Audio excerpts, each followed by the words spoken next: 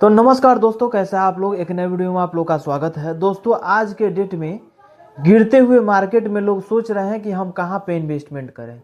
सबके मन में यही सवाल गूंज रहा है कि म्यूचुअल फंड्स में हम इन्वेस्टमेंट करें तो किस फंड में करें, क्योंकि सभी जो मार्केट है डाउन ही चल रहा है। कोई भी स्टॉक आप लोग को खोल करके दिखाएंगे तो उसमें डाउन ही आज की डेट में दिख रहा है। पिछले 6 मंथ में सभी स्टॉक लॉस में चल रहा है और जिसको खोलिएगा उसमें 12%, 17%, 18% का गिरावट आप लोग को मिल जाएगा पिछले 6 मंथ में।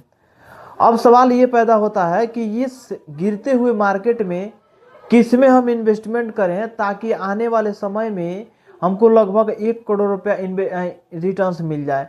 इस प्रकार से क्राइसिस चल रहा है मार्केट में, हम किस फंड में इन्वेस्टमेंट करें ताकि अच्छा खासा रिटर्न्स मिले और जो मार्केट है वो डाउन हो करके जीरो नहीं चला जाए। सभी जानकारी इस वीडियो में हम देने वाले हैं। वीडियो बहुत ही मजेदार होने वाला है, क्योंकि आज मैं बताने जा रहा हूं कि इस गिरते हुए मार्केट में किस फंड में इन्वेस्टमेंट करें ताकि अच्छा खासा रिटर्न्स हम लोग को मिल सके। सबसे पहले हम आप लोग को स्क्रीन रिकॉर्डर स्टार्ट कर लेते हैं और आप लोग को दिखाते हैं कि किस फंड में आपको इन्वेस्टमेंट करना चाहिए, किस में नहीं करना चाहिए, ताकि अच्छा खासा रिटर्न्स आप लोग को मिल सके। एप्लीकेशन ओपन कर लेते हैं आप लोग को दिखाने के लिए, क्योंकि जो भी हम इन्वेस्टमेंट करते हैं ग्रो एप्लीकेशन से ही करते हैं। तो आप लोग को ग्रो एप्लीकेशन यहाँ पे अपने मोबाइल में ओपन कर लिए हैं और ओपन करने के बाद से सबसे पहले यहाँ पे कुछ स्टॉक आप लोग को दिखा देते हैं जो कि हमेशा डाउन में ही चल रहा है। आप लोग के सामने कोई सा भी अगर फंड यहाँ पे आप लोग को खोल करके दिखाते हैं, जैसे कि SBI का POSP फंड है जो कि पिछले 6 मंथ में अगर देखा जाए तो 17.50% का नुकसान में चल रहा है।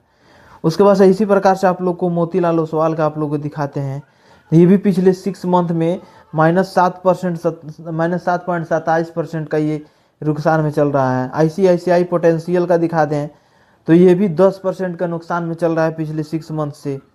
ये सारा नुकसान है इसका।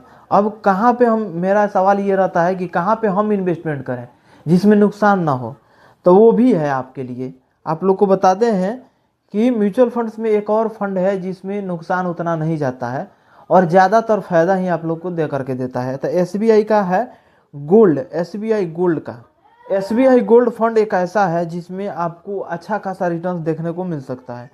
ये पिछले 1 मंथ में भी ये 7.57% का ये इंटरेस्ट रेट दिया है, माइनस में नहीं किया है। 6 मंथ में देखा जाए तो जहां सभी फंड यहाँ पे माइनस में चल रहा है, वहीं इसमें 6 मंथ में रिटर्न्स दिया है 30% का। 1 ईयर्स में दिया है 37.5% का, 37.5% का। और पिछले 3 साल में देखा जाए तो 18.81% का ये इंटरेस्ट रेट दिया हुआ है। 5 साल में 14.88% का ये इंटरेस्ट रेट दिया है। अब इससे आप लोग को अंदाज़ा लग सकता है कि SBI का जो गोल्ड है ये फंड में अगर हम इन्वेस्टमेंट करेंगे तो इसमें अच्छा खासा रिटर्न्स हम लोग को मिल सकता है। क्योंकि जितने सारे हम आप लोग को पहले फंड दिखाए हैं सभी फंड में कुछ ना कुछ माइनस में गया है पिछले 6 मंथ में। एक यही फंड है जो कि पिछले 6 मंथ में प्लस में चल रहा है और रिटर्न्स अच्छा खासा दे रहा है। तो ये अच्छा अपॉर्चुनिटी है आज के डेट में इसमें इन्वेस्टमेंट करने के लिए। NAV रेट बहुत ही सस्ता चल रहा है इसमें। आपका NAV रेट यहाँ पे 26 रुपया 59 पैसा चल रहा है। रेटिंग 5 मिला हुआ है, अच्छा खासा रेटिंग भी है। SIP अमाउंट मिनिमम 500 और फंड साइज जो है 2919 करोड़ का इसका फंड साइज है। होल्डिंग में सिर्फ और सिर्फ एक ही कंपनी है जो कि SBI गोल्ड, जिसका ETF में इन्वेस्टमेंट होता है। भले ही म्यूचुअल फंड्स का ये है लेकिन इसमें ETF में इन्वेस्टमेंट होता है। SBI का गोल्ड जो होता है, गोल्ड में हम इन्वेस्टमेंट जो करते हैं वह ETF में इन्वेस्टमेंट होता है और ETF में बहुत सारा कंपनी इन्वॉल्व होता है। अब यहाँ पे आप लोग को दिखा देना चाहते हैं कि पिछले 1 ईयर्स में 37% का इंटरेस्ट रेट दिया है। तो आने वाले समय में ये सोचिए कि गोल्ड का जो प्राइस है कम हो जाए तो कम नहीं होने वाला है, ज़्यादातर बढ़ोतरी में ही जाएगा, लेकिन गोल्ड का प्राइस जो है कम नहीं होने वाला है। तो कैलकुलेशन में 37% के इंटरेस्ट रेट से आप लोग को समझा देते हैं कि कितना इंटरेस्ट रेट आप लोग को मिलने वाला होगा। सबसे पहले हम यहाँ से बैक चले जाते हैं। बैक पे जाने के बाद से उसका कैलकुलेशन करने के लिए हमको SIP कैलकुलेटर ओपन करना पड़ेगा। अब इसी फंड में जानते हैं दोस्तों, अब आप लोग को दिखाने वाला है कि अगर हमारे पास 40,000 रुपया होगा और इसी फंड में हम इन्वेस्टमेंट कर देंगे तो 1 करोड़ रुपया कितने दिन में 1 करोड़ रुपया कितने दिन में ये फंड तैयार करके दे देगा। तो बहुत ही कम समय होने वाला है। आप लोग को लाइव यहाँ पे दिखाते हैं। तो इसमें फंड में क्या करना है, हम तो को म्यूचुअल फंड्स में लमसम करना है, SIP नहीं करना है बल्कि लमसम करना है। अगर हमारे पास 40,000 रुपये रहता है तो कितने दिन में हमारे पास 1 करोड़ रुपया जमा हो जाएगा। यहाँ पे हम सबसे पहले इन्वेस्टमेंट अमाउंट में टाइप कर देते हैं 40,000 और इंटरेस्ट रेट आप लोग को 1 साल में कितना दिखाया है तो 37% दिखाया है। 37% हम लेकर के नहीं चलेंगे, 30% ही लेकर के चलेंगे। 30% इंटरेस्ट रेट हम इसलिए लेकर के चल रहे हैं कि आने वाले समय में हो सके कि हमको 30% ही इसमें इंटरेस्ट रेट मिले।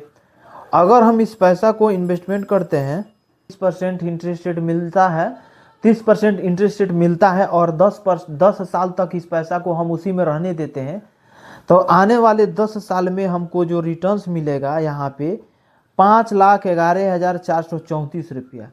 इन्वेस्टमेंट अमाउंट मेरा यहाँ पे 40,000 था और टोटल वैल्यू हो जाएगा 5,51,434 रुपया। या 11 साल भी हम कर लेते हैं ताकि हमको थोड़ा सा अमाउंट जो है बढ़ सके। अब यहाँ पे आप लोग समझ लीजिए कि 10 साल पहले इन्वेस्टमेंट किए थे, यानी 10 साल तक हम उस पैसा को डाल करके होल्ड किए थे। उसके बाद से 11 साल और होल्ड करेंगे तो टोटल मिला करके मेरे पास हो जाएगा 21 साल। उसके बाद से 10 साल और हम इसमें इन्वेस्टमेंट करेंगे तो टोटल हमारे पास 21 साल हो जाएगा। और 21 साल हो जाएगा तो मेरे पास जो रिटर्न्स मिलेगा यहाँ पे 98,82,581 रुपया टोटल वैल्यू हो जाएगा। यानी लगभग कुछ रुपया कम यहाँ पे 1 करोड़ रुपया मेरे पास जमा हो सकता है। अब देखिए यहाँ पे आप लोग को दिखा रहे थे कि पिछले 10 साल तक हम इसमें इन्वेस्टमेंट किए थे तो इसका 50% भी नहीं हुआ, लेकिन वहीं 11 साल और इसमें टाइम दे दिए, 11 साल और इसमें टाइम दे दिए तो हमारे पास ट्रिपल गुना यानी 3 गुना इसमें हमको रिटर्न्स दे करके चला गया। अब क्यों चला गया, देखिए इसमें जो है ना कंपाउंडिंग इंटरेस्ट रेट मिलता है और कंपाउंडिंग इंटरेस्ट रेट का ये पावर होता है कि दिन दुगुना रात चौगुना इसका इंटरेस्ट रेट बढ़ते रहता है। जो सूद और ब्याज दोनों को मिला करके इसमें जो होता है कंपाउंडिंग इंटरेस्ट रेट के पावर के तरह से यह बढ़ते रहता है, हमेशा इंटरेस्ट रेट इसका बढ़ते रहता है। तो जितने लंबे समय के लिए आप इन्वेस्टमेंट करिएगा उतने अच्छा खासा रिटर्न मिल सकता है। आज के डेट में बहुत सारे इन्वेस्टर घबरा चुके हैं कि आने वाले समय में जीरो ना हो जाए। ऐसा नहीं होने वाला है, क्राइसिस चल रहा है तो क्राइसिस जल्द ही ख़त्म होने वाला है और आने वाले समय में ऐसा बहुत सारे क्राइसिस आ सकते हैं।